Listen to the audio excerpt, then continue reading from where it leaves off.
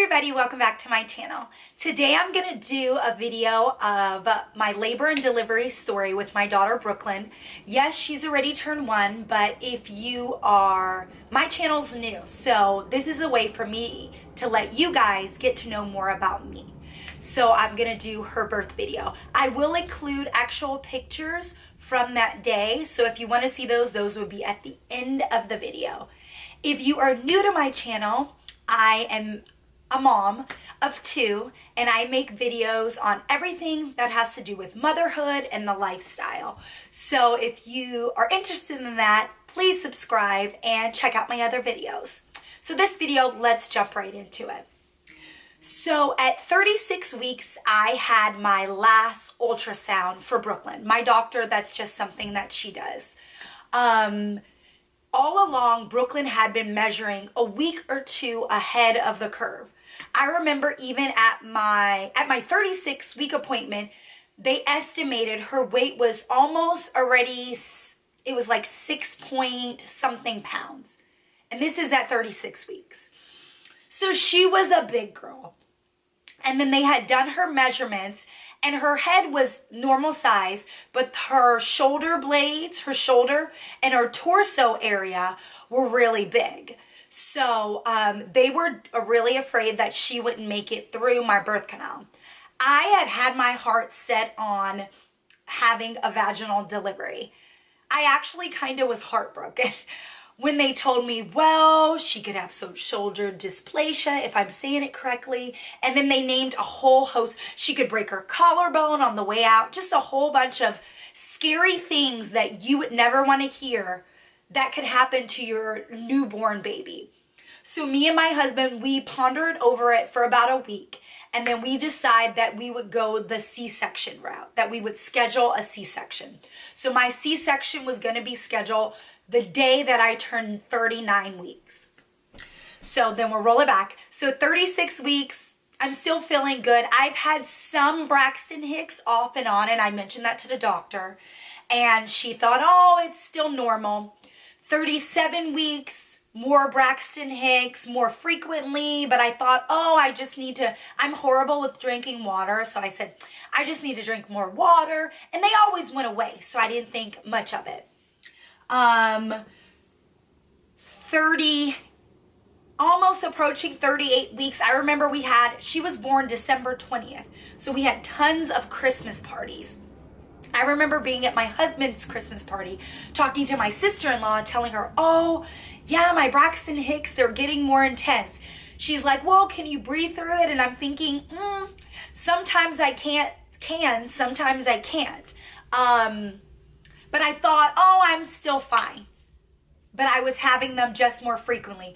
And I'm a school teacher, so I was working. And last year in my classroom, I had about 30 students. So I was working literally, well, you'll hear it, up until I gave birth. I had planned to work until the day before my scheduled C-section, but I'm crazy. I just wanted to keep busy. My older son is in school all day, so I wanted to keep busy, keep moving, and just to get everything done. So my mom came down the Friday before I wound up giving birth, the Friday before my scheduled C-section, which was scheduled for that following Thursday. So we had a normal day. We went to go look at Christmas lights.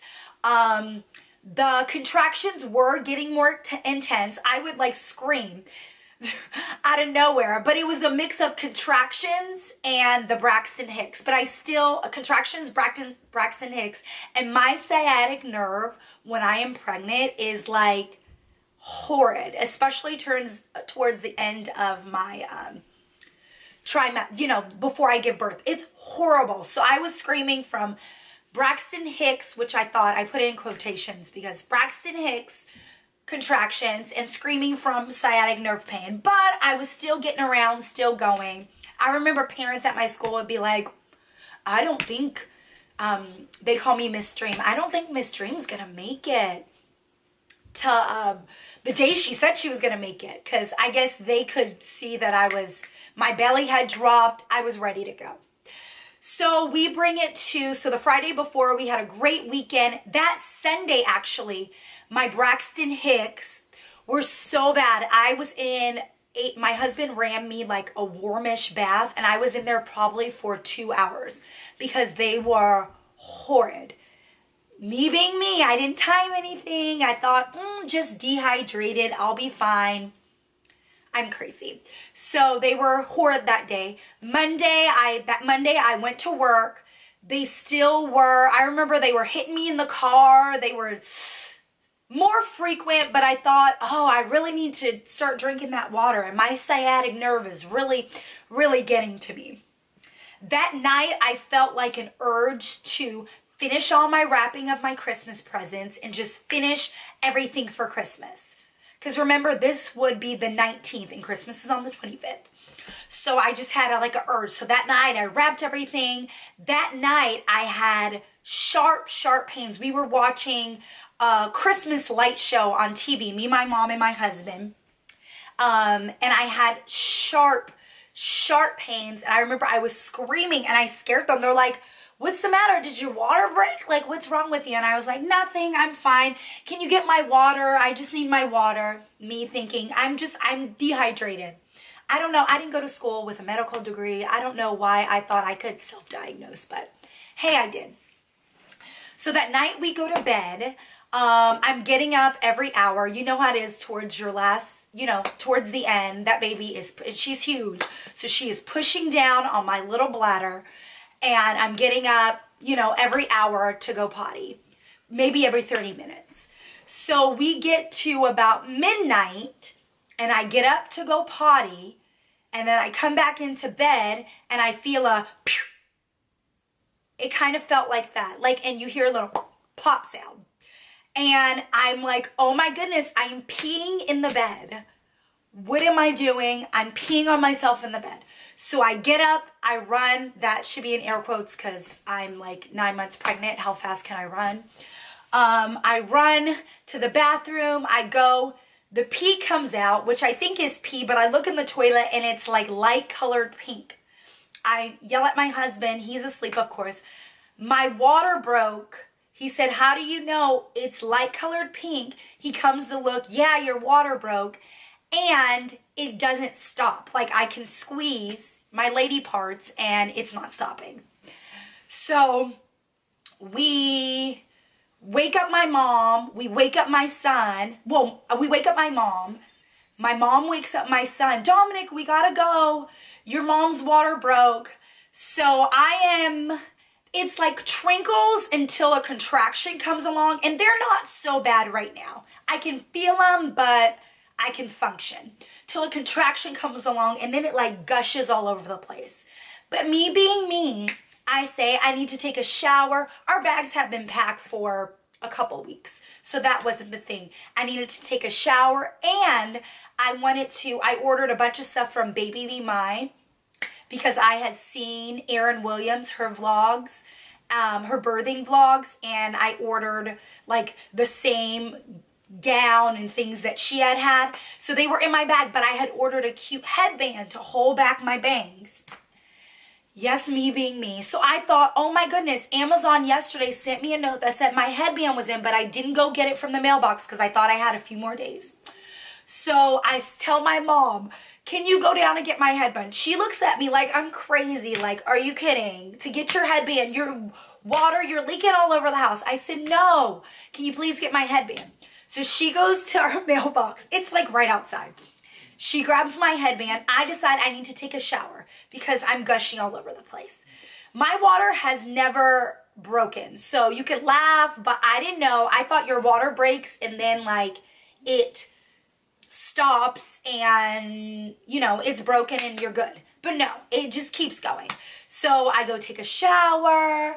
I have the outfit that I was going to wear, something comfy, cozy. I put that on. I put my shoes on. My mom gets the headband. She's like yelling, like, we gotta go, we gotta go. This woman has had 3 kids, but she's like freaking out. We call my mother-in-law so Dominic can go to her house because it's like, now it's probably 1 in the morning. My doctor, we know we had our hospital tour, so we know where to go. It's beyond hours, so we have to go like the back route. So me, my mom, and my husband, we have everything. We jump in the car.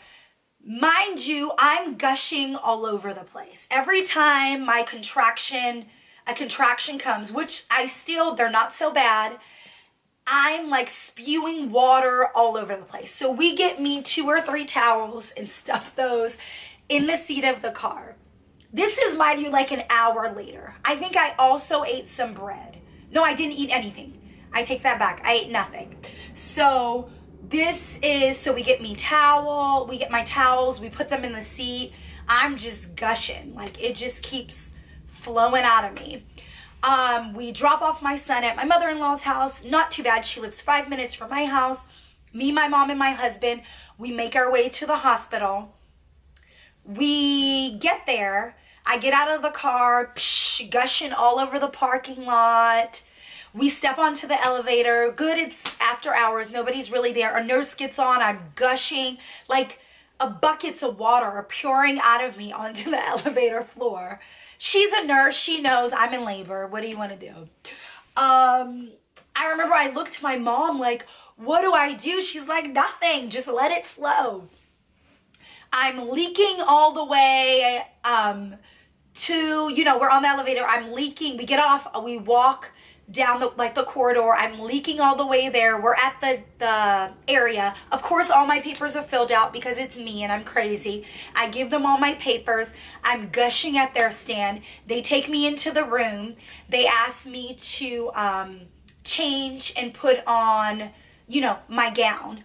So I go to the bathroom gushing. And this is TMI. This whole video is going to be TMI. So if you just want to see pics, which those may be TMI, roll to the end.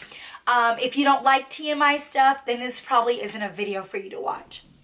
So we get inside the room. Me and my husband go into the bathroom. We change me. My clothes are soaking wet. Like, I don't know why I took a shower. I'm wetter than I was before. I'm just saying, it's a mess. My mucus plug, that has come out as well because I told you it's TMI alert. There is some stuff, not just water. There is some stuff coming out. So I changed my clothes. I put on the hospital gown. Me being me, they asked me, do you want anything for the contractions? I say no. I know that I'm going to get the good stuff, that spinal tap, so I wanted to hold out. I said I could do this. So I'm sitting there waiting. I guess another woman came in. They told me, oh, everybody's water is breaking tonight. I guess it was one of those nights. I'm sitting there. The baby's hooked up. She's doing fine. I'm doing fine. The contractions now are getting a bit worse. When they come, I can breathe through it, but I also need to squeeze somebody. So I'm alternating between squeezing my husband and my mom, squeezing their hands and making probably horrid faces. They come in, they check me, everything looks good, the baby looks good. About this time, my labor and delivery was so quick. About this time, it probably was around 2:50. Around 2:50. So my water broke, a couple hours ago. It took us a while to get to the hospital. We had to drop off my son, so it's around 2:50. They check me, everything's good. Me and the baby are great. They come back and the doctor tells us, we go through all the stuff. If you didn't know, watch my other videos. I'll leave it in the card. Brookie is an IVF baby. I tell them that. And they're like so nice. Like, I'm so happy for you. This is going to be great. By this time, I am getting a C-section. I have never had a C-section before in my life. Everything is moving so fast. I don't have time to get nervous about it. Everything's just moving so fast. The contractions are getting, worse and worse, but I'm just still breathing through it. They keep asking me, are you sure? Because I'll say no, but I think people can see it on my face. And I told them, no, I'm good. I'll be fine. And because I know the good stuff is coming on, the spinal tap where I will feel nothing. So they come in and reassure me that everything's good. Brooklyn's still doing good. I'm doing good. But they tell me another woman, her baby is in distress. So she may have to go before me. Do I care? Of course I don't care. If her baby's in distress, me and my baby, we're doing fine. She can go, we'll just wait. So they come back maybe 20 minutes later and tell me, oh, she's doing fine, so you'll go in about 30 minutes. My doctor needs to get, not my doctor, but a doctor at my practice. My doctor was going to perform my C-section, but since I went early, I'm at 38 weeks and 3 days. Since I went early, this other doctor, she's the one on call, so she's going to do it. She's fresh. So she's had enough sleep. She's ready to go. So she's making her way there. Around this time, it's about 4 o'clock. The contractions are getting worse, but I said, I got this. I can do this. I'm doing my breathing. I'm doing my breathing. It's so funny. We took all those classes and everything, but you think of like what you saw on TV, but it's fine. So I'm working on my breathing. I'm breathing out when I have the contractions. Time is ticking away.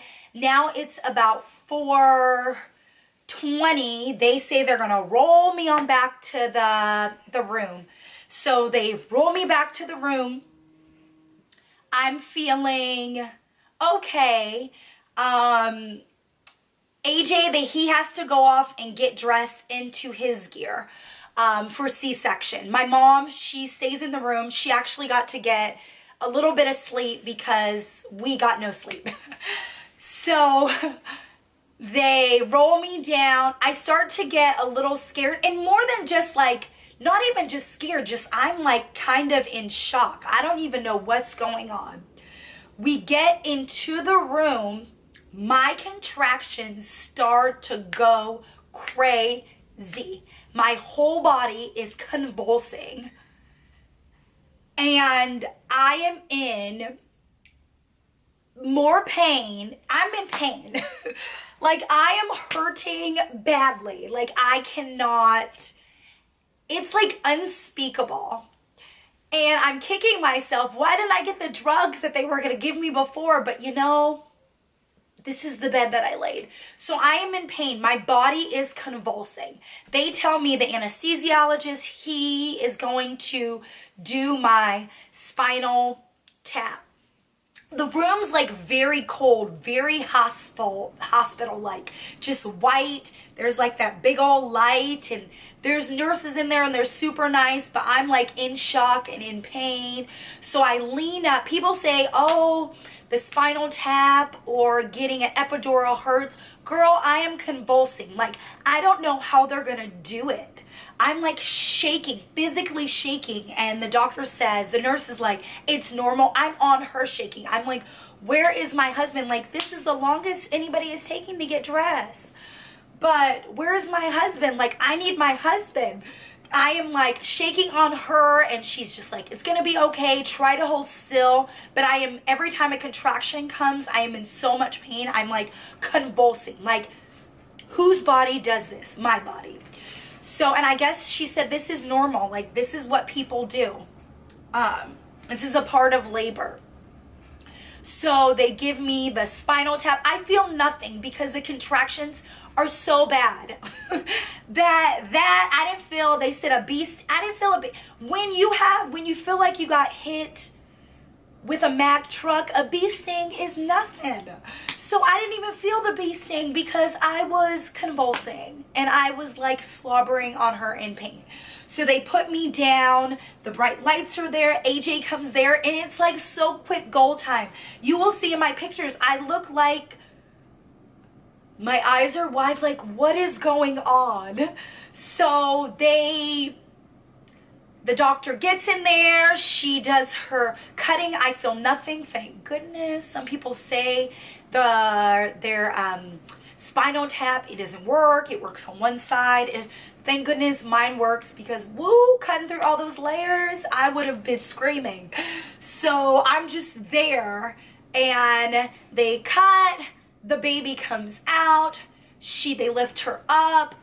She's crying, I'm crying. By the way, my nursing staff and my anesthesiologist, everybody was the sweetest people ever. The nurse is like wiping the tears from my eyes. They actually put the baby over, they put her on my little chest. Then they took her, cleaned her up. AJ got to cut the umbilical, well, actually he must have cut the umbilical cord first. They cleaned her up, they put her on my chest. For me, it went by quick. Like, I felt like she was on my chest so quickly. And I don't notice all the other stuff that they're doing because I'm just so happy. Having your baby is the greatest experience of your life. Like, I cannot put it into words. Like, it is the most amazing thing ever. Like, it is just amazing. You are on cloud, not 9, like 5 million. It is the most amazing, beautiful, wonderful experience, like ever. You know, they put her on my chest and I'm just like, am blessed. This is my baby. This is my baby. Like, oh, God, do you know what I went through to get you, girl? So we have that time. Then they take her again, they put her back in the bassinet, we roll back into the room. I know a lot of people will say with a C-section, they don't get to do that, like the quiet hour, but I did. I got my hospital, she put her on my chest, we got to nurse, and it was me, my mom, and my husband in the room, and it was like the greatest experience of, like, it was just great ever. I don't even have words.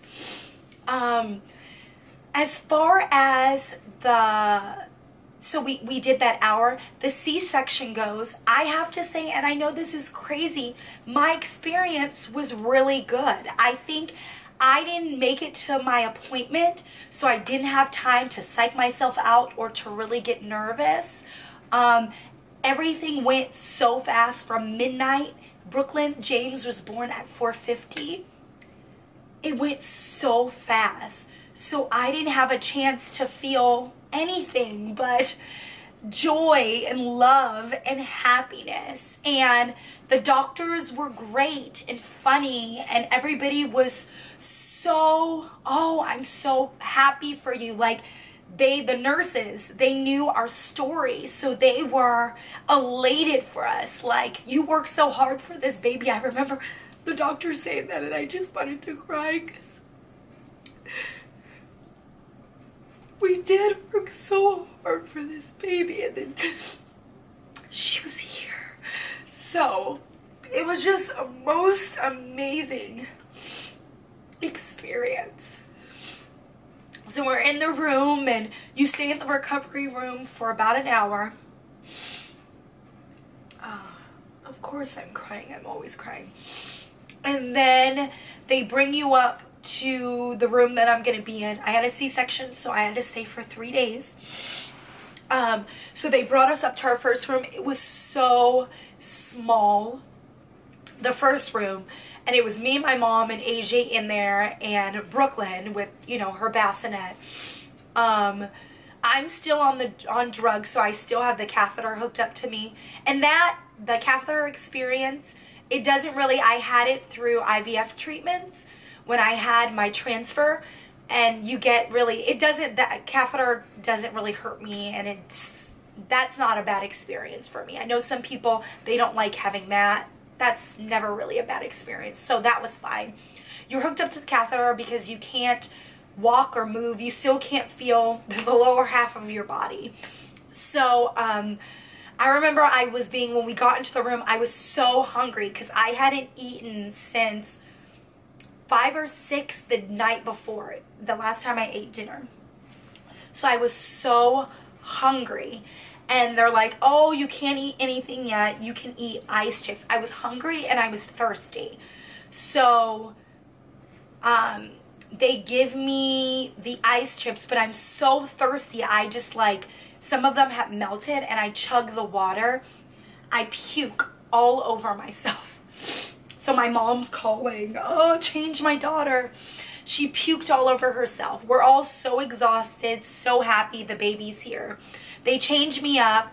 We are there for a little bit longer because they tell us they're going to move us to a bigger room because we're staying for 3 days. And the first room was so tiny, probably the size of Brooklyn's loft makeshift nursery, which it is not big. And there were 3 grown-ups in there and a baby. So they move us to the bigger, nicer room. Before they move us, they want to clean me up. And I should cry on this part. So this is the first time they lift me up and they have me go sit. There is blood, TMI alert again, coming out of every area of my body. Like, I don't even know where the blood is coming up. My legs hurt. My incision hurts. It just hurts me below the waist. I think the meds are wearing off and I am in pain. It just hurts below the waist and it is a mess. And they're like, oh, they're trying to clean me, and I am just like my face is like this the whole time. That was probably the second worst physical pain that I've had besides the contractions for this whole experience, is that first time getting up. There's blood everywhere and it's just a mess. So then we go to the new room and they give me the lowdown, like, oh, that tomorrow I'm going to get to go potty by myself, but I have to start spraying my woo-woo. Even if you don't have a vaginal delivery, blood still comes from that area. And your incision, there's some stuff going on there. It's just a mess. So they show me how to clean myself.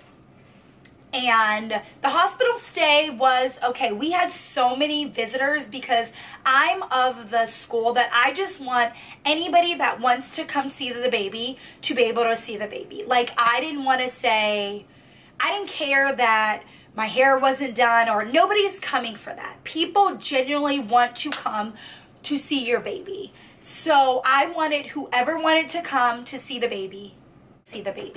But I think it's individual. Do what is best for you and your spouse. If you want people to see you later on, then do that.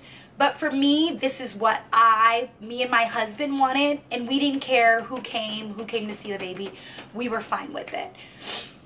So we had a lot of visitors. The hospital stay was pretty good. You're not getting any sleep. The first day, my husband's doing a lot of the work, actually the whole time we're in the hospital, because I just had a C-section. The second day when we can get up, boy betcha I got up, because I am not a person that can just sit around. Like, no. Like, it drives me crazy. And I know I just got all those layers cut open. Like, I get it, but I will go stir crazy. So when they told me I could walk, I was doing laps around the designated area, because they have like an area you can only walk in. It was slow. I was not going fast, but I did my laps. I think it's good. We pushed the baby around. I did everything that they allowed me to do in the hospital. I showered every day. I know some people don't want to do that, but I didn't care. I showered every day. AJ had to clean down there. I cannot look at me with stitches in it. It just grosses me out. Other people, I can clean you, help you do that, but myself, like, it makes me faint. So he, like, helped clean that area and do all that stuff. You know, I did everything that they told us to do, and we got to go home in 3 days. It felt like forever. We got there on, in the morning on Tuesday, and we didn't leave till Friday. So it felt like we were in the hospital pretty much a whole week. And it was crazy, but we were happy to get to go home. I always tell people too, I didn't get my rolling out of the hospital in the wheelchair. I don't know if they thought I was fine but I'm a little bit upset about that still, that I wanted to be rolled out of the hospital in my wheelchair, but that's okay. I walked out by myself. But yeah, it was a great experience, and recovering from the C-section, it's recovery, like from any surgery. So it wasn't so bad, I would say that. I think in my head I expected it to be worse, and it wasn't so bad. Maybe because I was active before and then I was active after, so it wasn't so bad. I want to thank everybody. This video is going to be so long, but thank you so much for watching this video. Please give this video a thumbs up if you liked my labor and delivery story. Also, please subscribe to my channel. Remember, I'm a motherhood lifestyle channel, and I make videos all about that. If you love that kind of stuff, please subscribe so you don't miss out on anything. And I want to thank you guys so much for watching. Oh, also check out my Instagram. If you're a subscriber, follow me on Instagram. I post a lot of things, updated photos more frequently than I do to YouTube. But I will see you guys in my next video. This will probably go up on a Thursday, so I'll see you in a Monday video. Thank you guys so much for watching, and love you. Bye.